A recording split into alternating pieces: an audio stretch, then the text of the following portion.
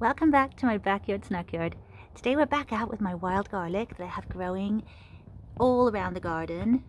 It has really spread wonderfully, and I'm just going to pick some of the leaves now that are growing a bit tough, but they're going to be perfect for the really fun thing I want to make today.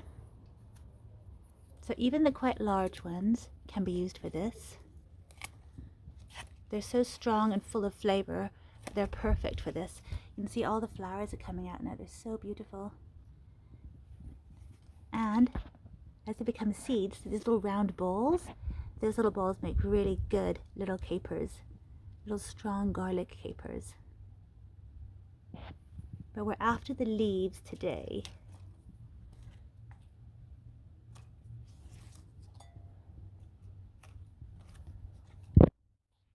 The three-cornered leeks are still in perfect bloom, and the leaves of them are also very, very garlicky. So I'll pick some of them as well because they're so abundant, and they'll be ideal for this too. They all have that same garlicky flavor. And much loved by bees.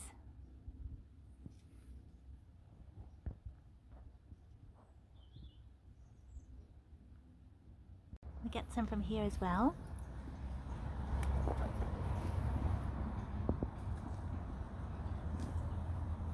These ones are growing a bit slower because they're in such a tight container. But you can see all the flowers are starting to turn into seeds too, which will spread far and wide, unless I manage to pick some this year and make some capers, which I think I will try to do. We've got lots growing here in the undergrowth. It's just about getting to it, but it's really handy that all the little flowers are in bloom now because it really shows up and you can see where all the leaves are.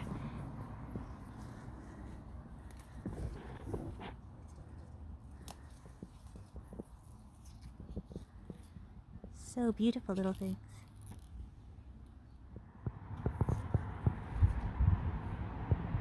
Here's my very aromatic mixture of wild garlic and three-cornered leek. It really smells of garlic in here.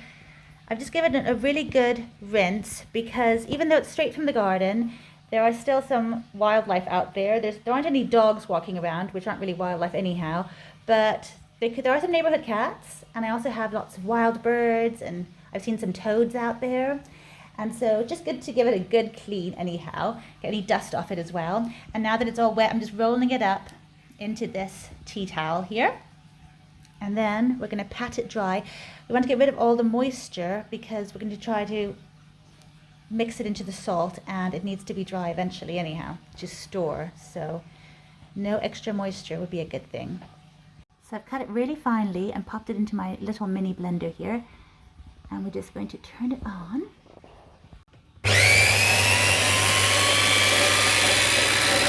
It already looks really finely hacked. I know it's wonderful to make pesto out of this, but that's not what we're doing today.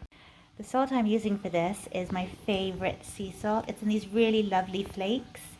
I'm just going to take a little bit of it now and mix it in with the really finely hacked wild garlic. I'll just add a little bit so we can make a kind of paste.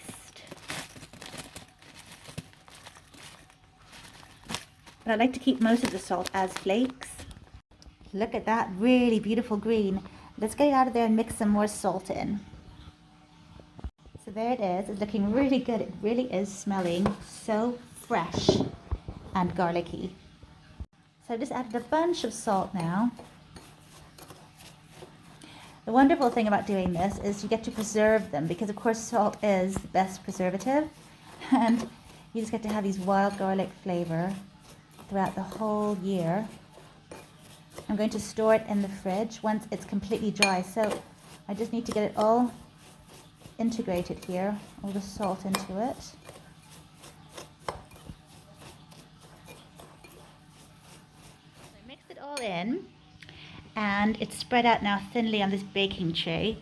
The amazing thing is that it's completely dry to the touch because of course I think all the salt has sucked up all the moisture.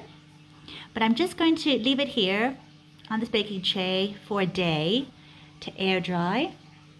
And then I'll put it in a jar and we can start using it. And I really want to use it on some beautiful sourdough crackers. How fun. I have seen them selling not wild garlic salt, but other kinds of like flavored salts. So I imagine you could add things like lemon rind once my lemons are ripe, things like that to it too. That would be nice. This is something I've really wanted to make for absolute ages, so I'm so excited to have finally done it. The wild garlic season is relatively short, and it's just so nice to preserve the beautiful flavors of spring for the whole year, or however long it lasts. But thank you so much for watching. Let me know if you're planning on making this, or if you made something similar, or what your favorite thing to make with wild garlic is. I always love trying new recipes. I'll see you next time. Bye for now.